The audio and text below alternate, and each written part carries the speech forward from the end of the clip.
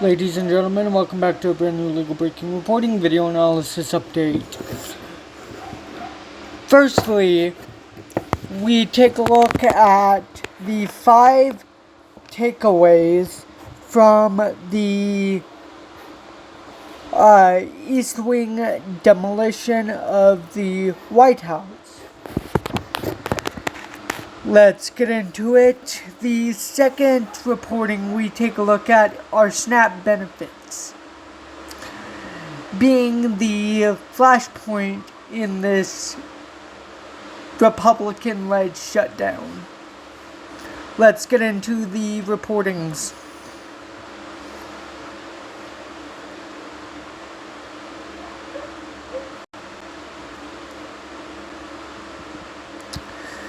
Firstly, ladies and gentlemen, before we begin, please make sure that you hit that bell icon and click subscribe for more legal breaking news that you need to know about.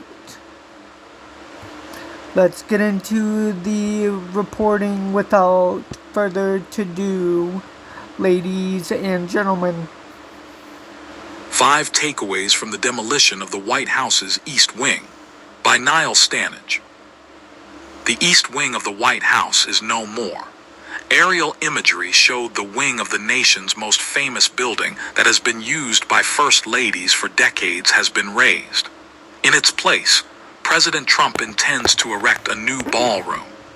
Trump's argument is that the room that is currently the largest in the White House, the East Room, is not big enough for major ceremonies. But there has been plenty of criticism about the new project and the way Trump has gone about it. Specifically, he had not previously suggested that the East Wing would be entirely demolished to facilitate the new structure. Here is what else to know. The cost has gone up. When Trump first proposed the idea of a new ballroom, he pegged the cost at $200 million. The sum has now increased to $300 million.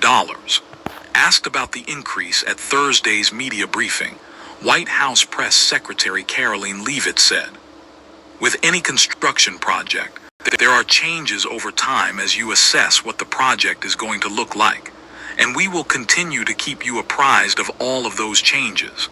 But just trust the process. This is going to be a magnificent addition to the White House for many years to come."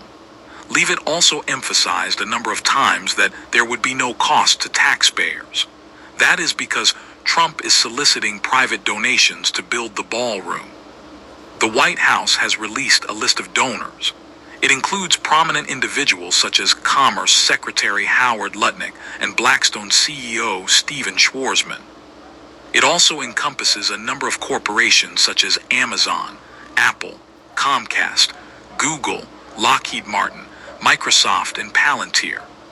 While those donors do indeed alleviate any burden on the taxpayers, critics have complained that the process opens the door for companies and individuals to throw money into the coffers in the hope of buying favor with the president.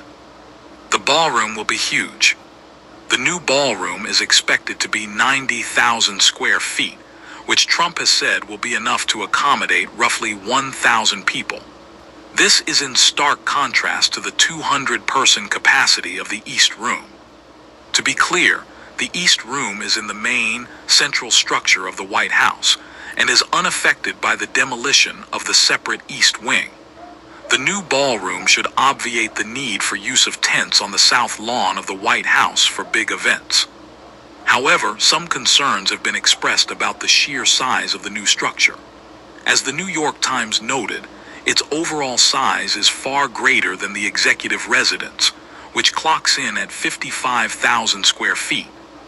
There are also more generalized concerns among Trump's critics that the new structure will be crude or garish. The same complaints have shadowed him throughout his pre-politics career in real estate. Democrats are appalled. It is no surprise that the political reaction to Trump's project has cleaved along partisan lines. Democrats have blasted the new ballroom as a vanity project, as it was termed by Senate Minority Leader Chuck Schumer, Democrat from New York. Senator Richard Blumenthal, Democrat from Connecticut, has called the erasure of the East Wing Heartbreaking. The opposition party has also sought to cast Trump as fixated on the renovations, while being cut off from more important concerns facing the nation at large.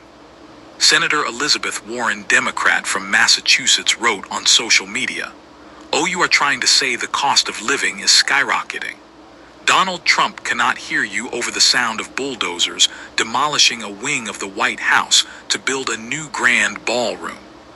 Republicans, meanwhile, have mostly praised the project, or at least evinced a shoulder-shrugging casualness about it. You have got a builder who has any eye for construction and for excellence.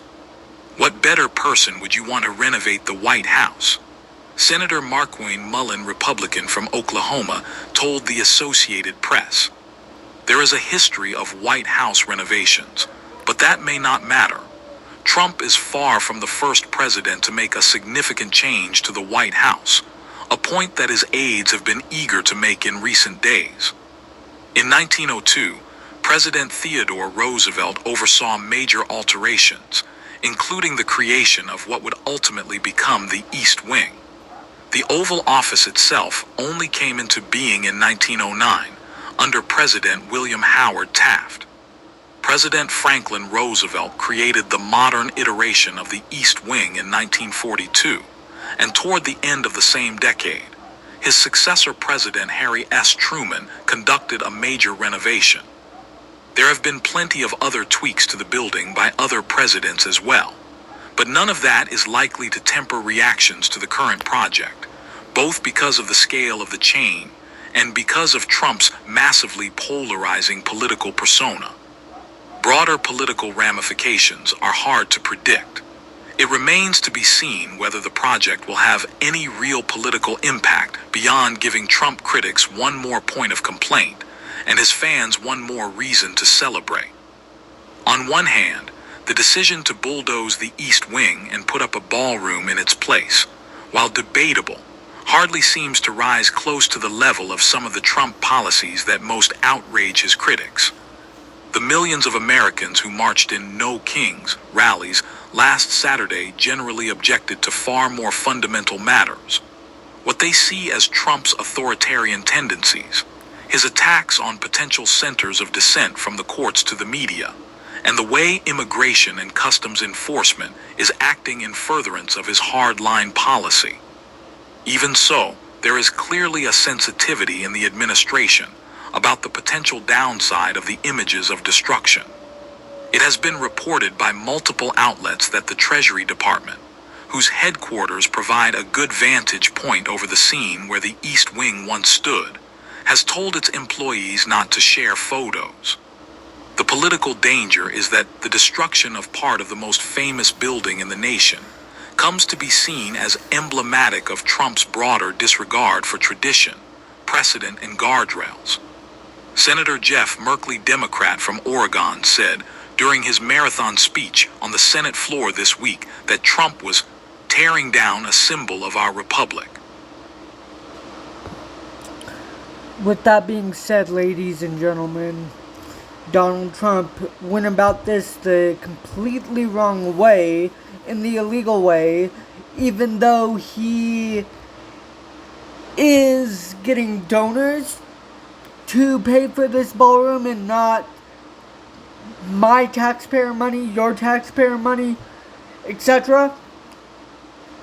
He still has to get approval by the he still has to get approval regardless, because he is doing it to the people's house, to which it is illegal the way he went about this. If Biden did this, oh man, Republicans would have been extremely pissed. Hence is what Democrats are currently feeling, and critics of Trump are feeling, is extremely pissed about this.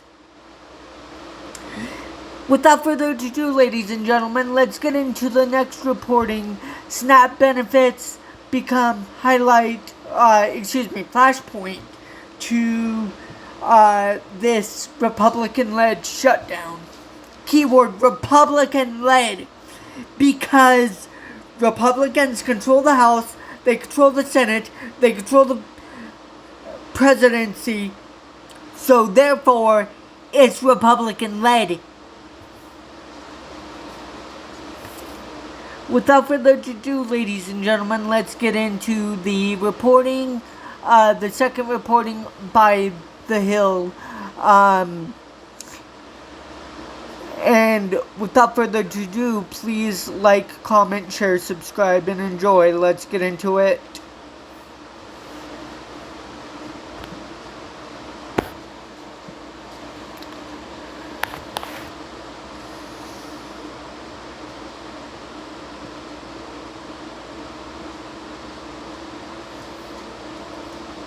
SNAP emerges as flashpoint in shutdown fight by Mike Lillies.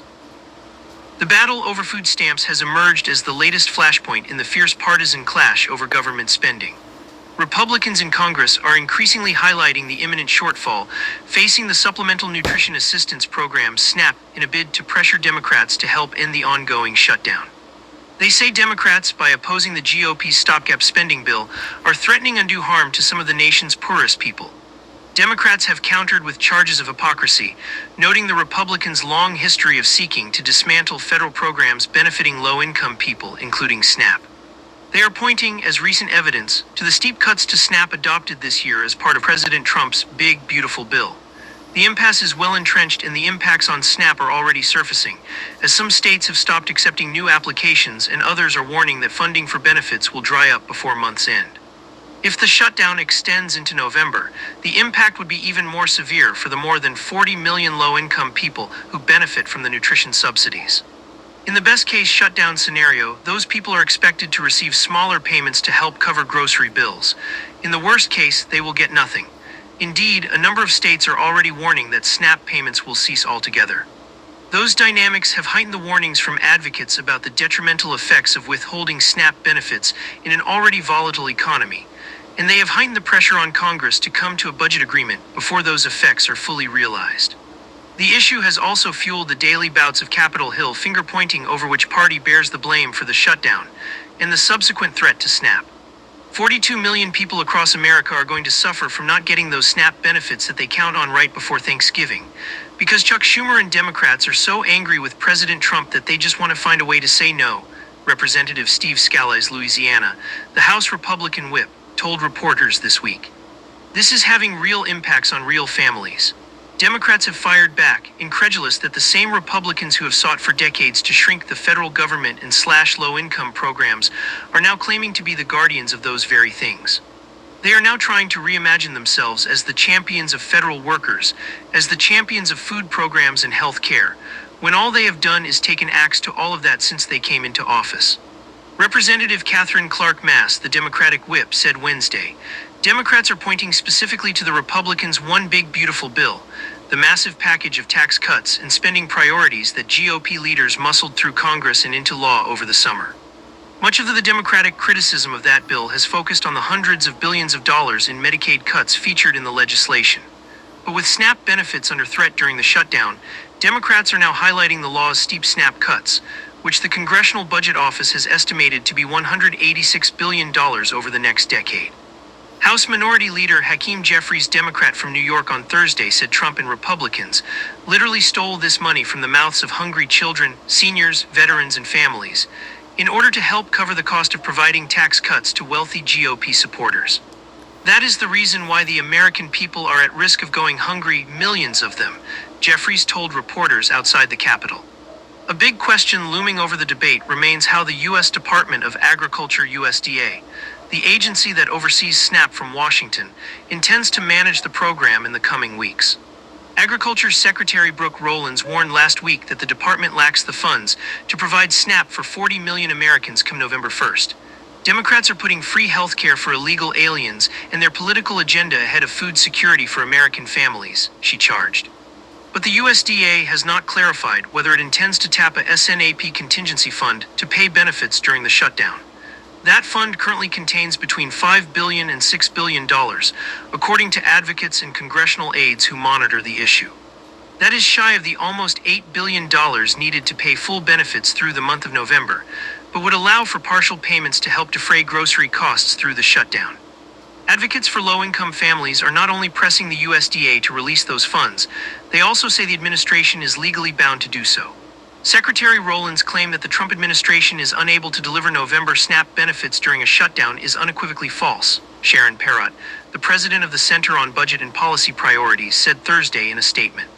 SNAP supporters also want Trump's budget team to tap other pools of funding to make the program's benefits whole, a strategy the administration has already used to pay military personnel and fill a shortfall under a separate federal nutrition program for women, infants, and children, known as WIC. The money can be found by the administration if they chose to do so, Jeffries said.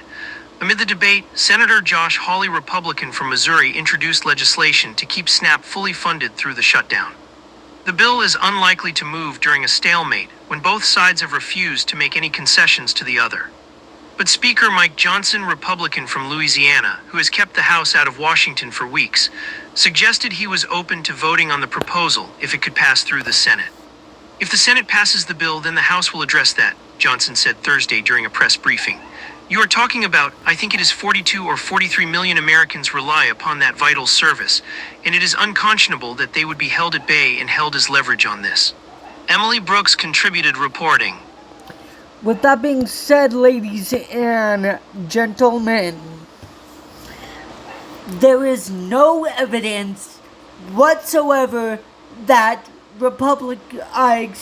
Democrats are wanting to pay for illegal aliens to have health care. That is completely false, and that is strictly Republican-led talk. Lying, thieving bastards. Without further ado, ladies and gentlemen, please, like I've said and emphasized multiple times, please like, comment, share, subscribe, and enjoy for more legal breaking news that you need to know about. More to come soon. I look forward to talking to you guys in my next legal breaking reporting video analysis update. Without further ado, this is going to do it for today's, for this second, either third or fourth reporting for the morning of October 25th, Saturday 2025. I will see you guys this afternoon for more legal breaking analysis reporting videos on the side of politics. Please look out for that reporting to come.